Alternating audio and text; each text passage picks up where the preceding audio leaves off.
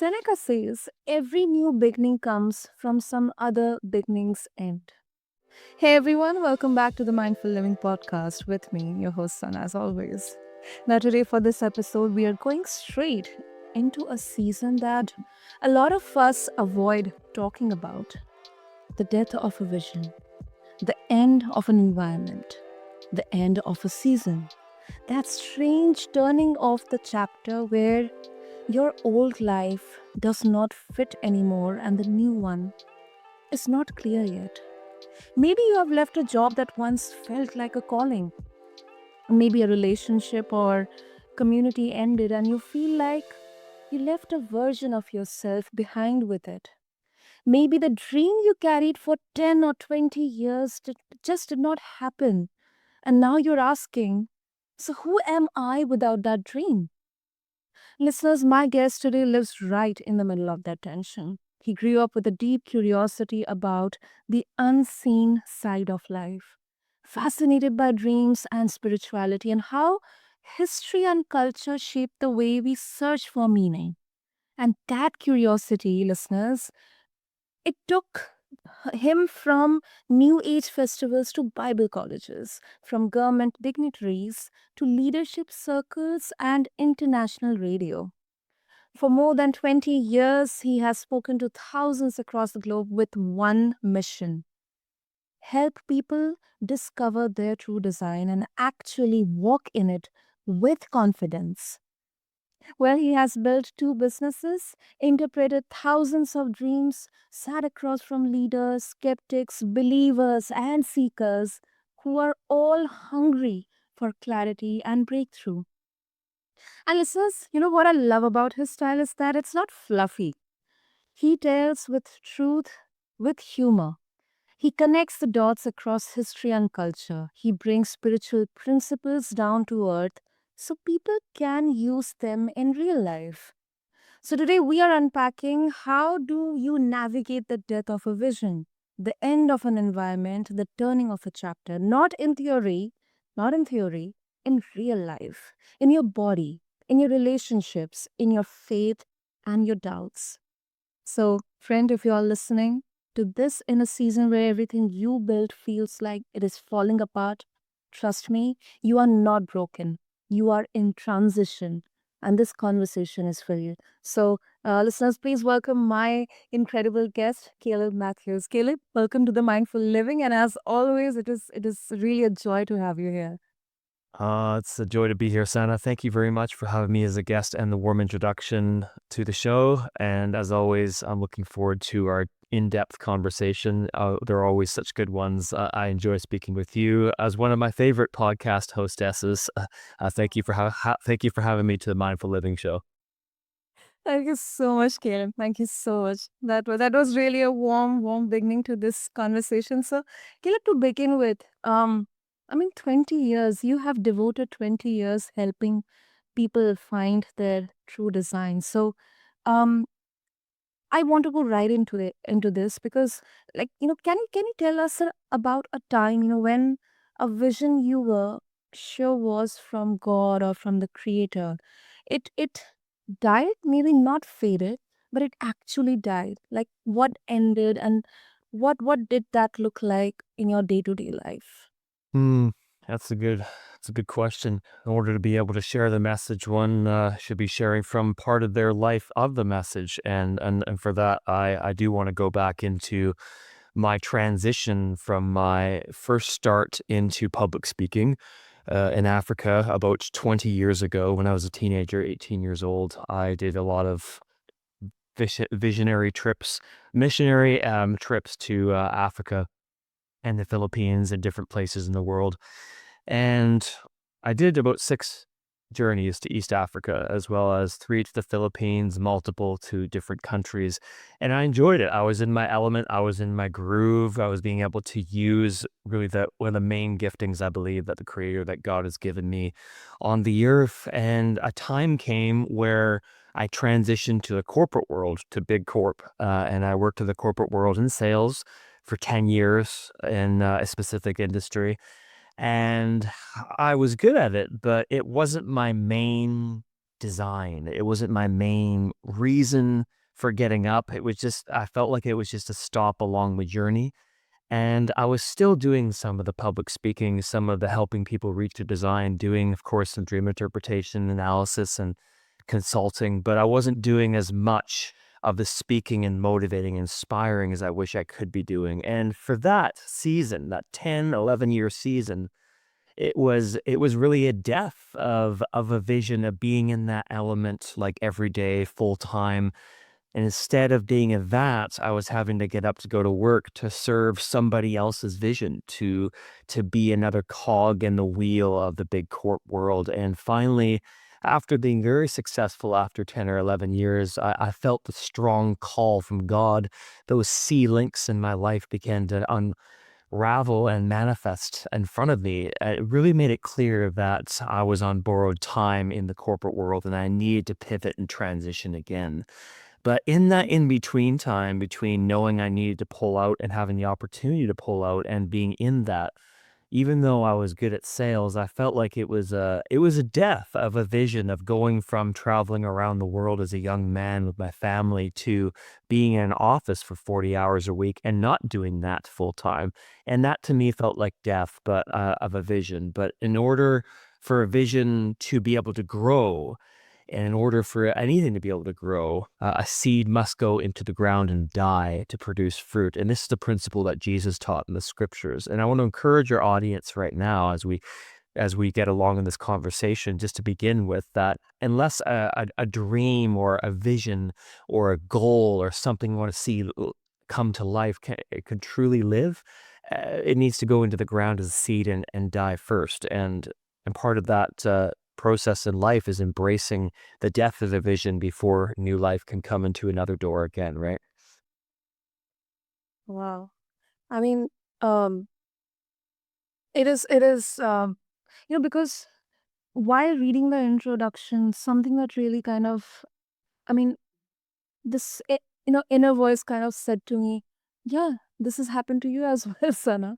This has happened to you. I mean, I was in a role or in a job where I felt like, this is such an important part of my identity, this is what that defines me. But then when it kind of, slips away from you, or maybe that kind of, because I was affected by the layoffs. So I felt like something within me has died. I was lamenting, I was feeling as if, I'm no one without it. So for you, those 10, 11 years, I mean, it is, it's like this long winter that you had to go through. And I also think that, something that we can also seek inspiration from nature is, before creation of something beautiful and spectacular, there's some level of destruction that happens.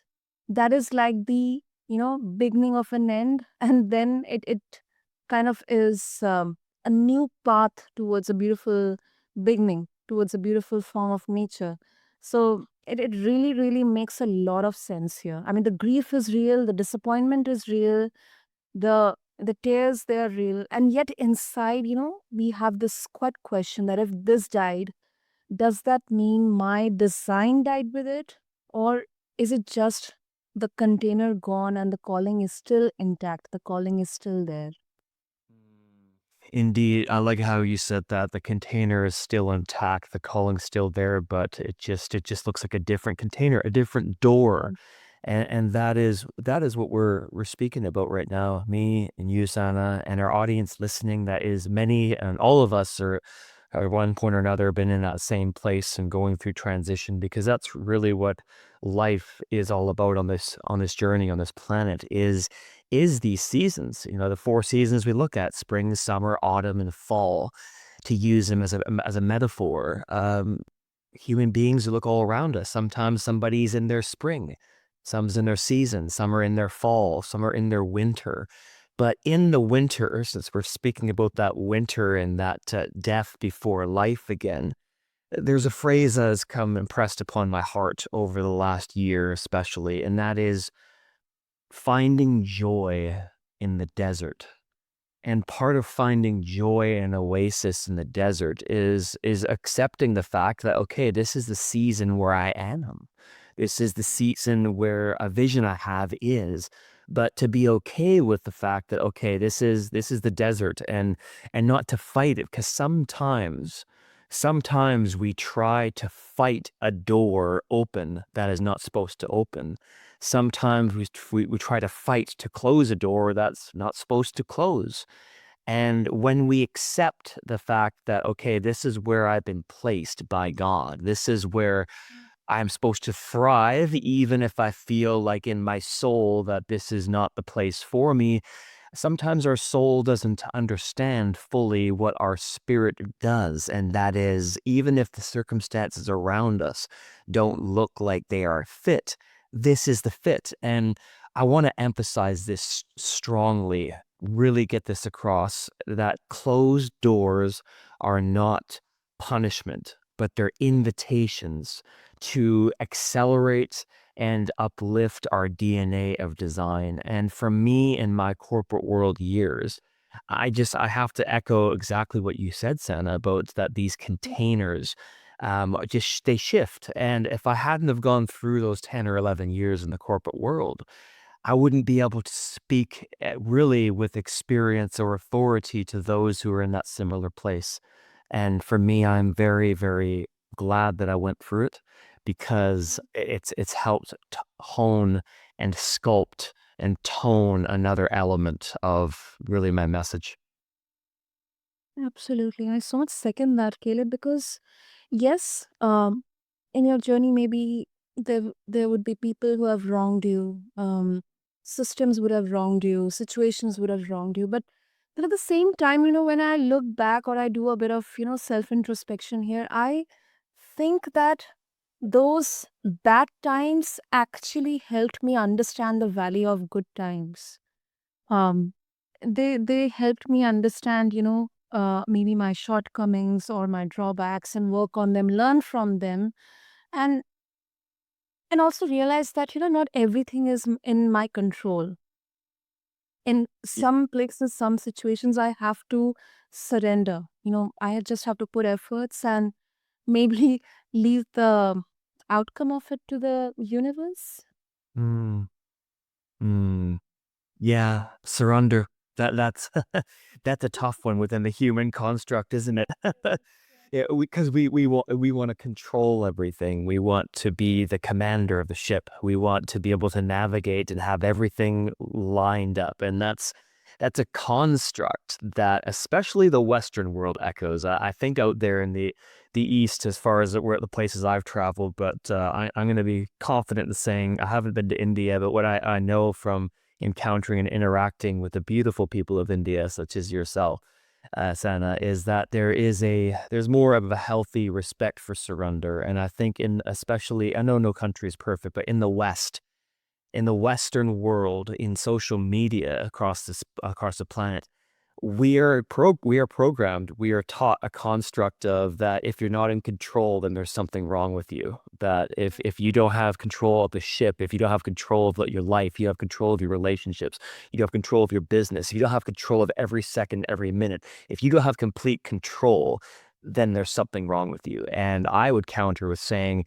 if you think that everything is supposed to be in your control, then I think that you need to do a reassessment of your spirit, soul, and body, of your SSB method, of your DNA of design, because I do not believe that God created us in his image to have everything within our control. Because where is the mystery in that? Where is the door of opportunity for God to be able to work and influence in our life in a way that's beyond our control, that's mysterious and wonderful and glorious, and where the honor and the full credit doesn't go to us, but it goes to the creator, it goes to God, it goes with that mystery that happens. But surrender is part of that. And I believe in this principle in my life. And that is, I do within my imperfections every single day, I attempt and I reach and I strive for this place in my spirit to say, God, I am a free agent to the purposes of the Spirit in my life, to the purposes of surrendering and yielding my life, because all of this doesn't belong. It's just these are just resources along the way. In my opinion, people might have a different perspective, but my bank account, my jobs, my car, my resources, my equity, my relationships. These are all tools and these are all beautiful things that God has given me in my life, but they don't completely to belong to me forever. Like eventually I will have to surrender them when I leave this earthly avatar and my life is complete. So when we yield control and surrender is a huge thing, when we surrender the fact that our lives and every day and every moment is a gift, then I believe that life becomes easier. And I know that's a paradox, but when we surrender and we say that everything is not in my control, then I believe that life becomes easier because then we don't become the Messiah because there's already been a Messiah already came. That job's already been taken. That role's already been taken. But when we don't believe we have to be the one that is the savior of the world and saves everything and redeems everything and also is somebody to take control of everything, then the burden is lifted off our shoulders. And I believe somebody listening to this podcast right now, and I want to hear your thoughts on this too, Santa. Someone listening to this podcast, when they're tuning into this podcast, needs to hear this, that you do not have to take everything on your shoulders. Everything was not meant to be on your shoulders. The whole responsibility of the family is not meant to be on your shoulders. It's not meant to be on your shoulders. I just wanted to emphasize that. I absolutely, I mean, so much I can relate with that because there are times where I really feel that, if there was some kind of magic wand in my hand and I could, make everything simple for me and for everyone else also, especially my family, because I just don't want to face this every day. And it really kind of, it eats you up from within. I mean, it manifests within you like physically as well. You feel like this heaviness, maybe your heart racing or maybe sweaty or kind of in this that I'm going into the darkness. But then at the same time, what you said, Caleb, is I absolutely can relate it with, because then I think my voice says, okay, do whatever you can, but then not everything you cannot change, or you cannot, just don't take up everything on your shoulders, because if you are not there, what is the point? What is the meaning of all this? And that is something that I have personally learned, and I'm still learning. I'm still learning over time through different experiences. I mean, my subconscious is registering right now these things. And I also believe that, there's this another side here um, that, people would say, okay, this is fine. Although it makes a lot of sense, but then at the same time, I think we also have a kind of accountability to some situations, where things can be in our control, but then, because I don't want listeners to realize or to, just have one single perspective here. This is a very nuanced take, because people would say that, if God is good and intentional, why does it feel like, that, why is it allowing me to be sure, invested, and then, let everything fall apart? So I think that is something many people would kind of, think about it. That maybe through all the spiritual, perspective, it is getting me tricked, not guided. So I also want to know your opinion on this. Can this be interpreted in a different way? Hmm. Yes. Well, I think part of multiple perspective advantage, this is the terminology that I often echo when we're talking about looking at life through different lenses, that it's important to see the playing field of our lives from these multiple perspectives, like an onion. We peel layers of an onion, right? And I fully encourage our audience to do their due diligence to search for the truth, because I think one of the greatest journeys in life is searching for what is truth. It was one of the most famous questions ever asked in history and the Bible, Pontius Pilate to Jesus, what is truth? And looking for truth, that part of this journey of truth, part of walking out our DNA and design and purpose on the earth, is this whole concept and this experience of being built up and being torn down. And our human mind can erase, at least mine does, every single day of thinking, okay, gone.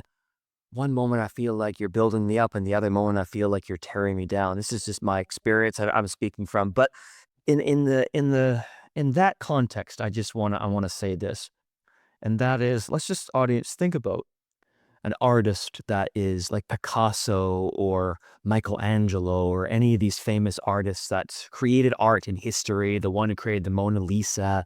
You could go to the Louvre in Paris and see all these amazing pieces of art that artists created that are worth a lot of money. But these artists, these famous artists, they all started in the workshop. And in the workshop, they had to create paintings. And then suddenly one day they would come to say, no, I don't like this. I'm gonna paint over this, or I'm gonna tear this easel down, and I'm gonna put another easel up and start again. We've all seen those cartoons or those movies where you have the artist that's working furiously, and all of a sudden they're like, no, I don't like this. I'm gonna paint over top of this. Oh no, I'm gonna tear this across. I'm gonna start again. And I would just challenge your audience, anyone who's skeptical or anyone's like, okay, I don't believe God can build up and tear down. I would challenge you with this respectfully. Look at the artists in history. If anybody created anything that was worthwhile, and I would pose this question, was their piece of art something that was just built up and didn't have to be torn down multiple times before it was built up? And that is a question that I pose to every person in this way who's listening to this. Your life, if everything was just rosy, everything was just fine, everything was just built up by God, and you didn't have seasons of winter in your life where you were torn down inside, would that be for your benefit or not? That's $1 million question, Caleb. Not even $1 million. It's priceless. It's priceless. I think you know that's what genuinely, you know everyone would seek answers for. And I also believe, Caleb, that there is something called as intuition. We often uh like conventionally people think that intuition is something that is very it's a soft skill. It doesn't hold its value in the harsh reality of this world.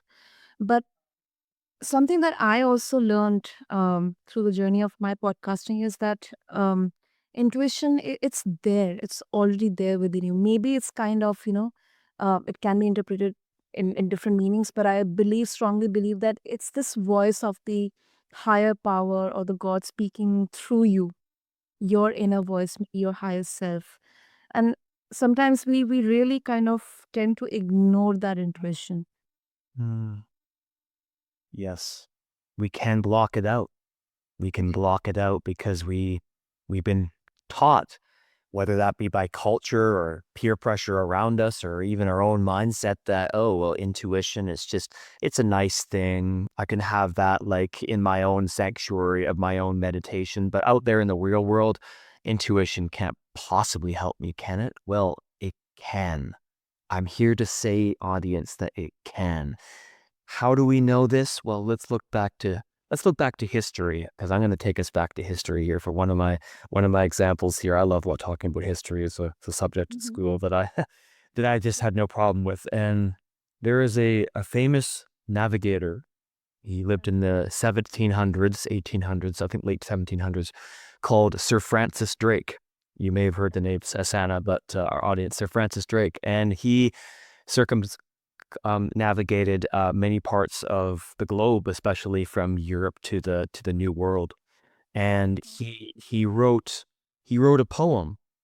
He wrote a poem about intuition, where intuition meets reality, it meets the obstacles, and that's called "Disturb Us, O God." It's one of the great poems. I highly recommend anyone in our audience to read it, listen to it on YouTube, whatever afterwards. But a little bit of the excerpt goes something like this: "Disturb us, O God, when we have sailed too close to the shore. Disturb us, O God, when we have lost our thirst for the waters of life and having fallen in love with life, we have ceased to dream of eternity. In our efforts to build a new earth, we have caused our efforts to build a new heaven to dim. Disturb us, O God, where storms that we encounter will show your mastery. We're losing sight of land. We shall find the stars. Push back the horizons of our hopes and lead us into the future on hope, faith, and love. And that's a little bit of the excerpt from that poem, Disturb Us, O God, but it speaks of a prayer of asking God for intuition and insight within the spirit to encounter obstacles. Because who more than a navigator that faced the storms and faced hardships than Sir Francis Drake to speak in these things? But I would just encourage our audience, just even in these closing moments here, to just introspect and ask God in your own way, in your own language, to disturb you in the healthy way, and that is to just intercept your life. You may feel like your life is being thrown off course, off navigation, and the storms are so overwhelming, and the obstacles, and you're like, okay, how does my intuition work into all this?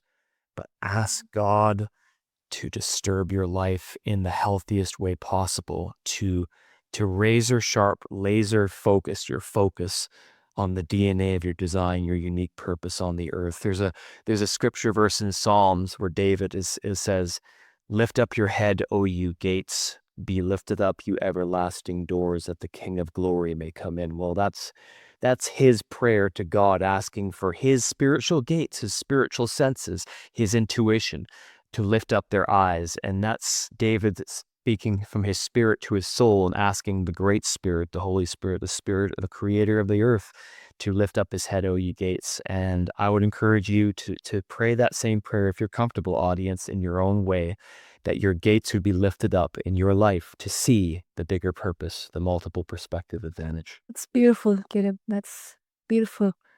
I mean, it's beautiful. It's calming, and it brings us into the present. And that's exactly, you know, I would say mindfulness is. So before we conclude, Caleb, it's I mean, as a ritual, of course, if our listeners, um, they would further like to connect with you, share their thoughts and opinions about this conversation, seek more wisdom about this, what would be the easiest way?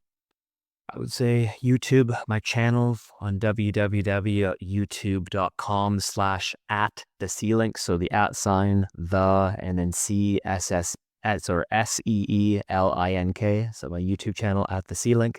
I post motivational weekly content there, videos, shorts, long video form, as well as just my adventures, and really encouraging you to be able to see the links in your day by day and your night season and the dreams season as well, and seeing those links. I'd love to hear your thoughts, love for you to be a subscriber, audience.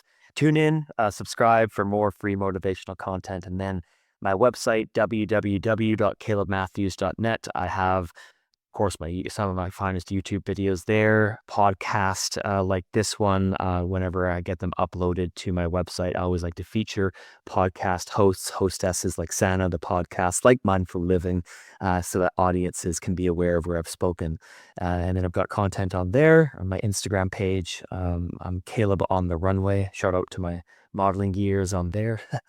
And then my Twitter account, Caleb Matthews without the E. But that's where the audience can tune in and find more about me. But I encourage you to follow my YouTube channel and also to follow me on my website. Audience, love to hear your thoughts, love to hear about the sea links in your journey, and the door and your experiences, your journeys through even listening to this podcast today, of what doors felt like a death of a vision or a closed season, and how has that led to where you are right now and what you're leading to. Love to hear your thoughts and interact with you and converse with you.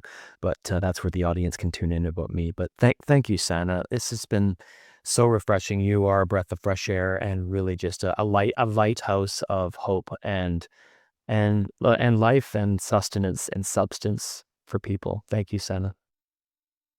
I'm really, really honored, and thank you so much, Caleb. And Listeners, as I always do, I'll have all the links in the show notes. So um, please reach out, connect with Caleb, check out his YouTube channel, check out all the resources, the wonderful wisdom that he's sharing. And all I would say before we close this conversation is, listener, if you are in a season of death of a vision, you are not a failure. You are not behind. You're not less spiritual because you're tired and confused. You are in a transition that most people go through in silence. And your job right now is not to impress anyone with how together you look. Your job is to stay honest to yourself, stay connected, and take the next small aligned step. So if this episode spoke to you, share it with someone who is also in a chapter shift. Leave a review, let us know what connected with you, what didn't, and that helps more people find these conversations. And if you found value in this, show us your love, subscribe to us, and until next time, you are listening to the Mindful Living Podcast, and this is your host, Sana, signing off. Thank you so much, listeners, for trusting us with your story and your season. Thank you.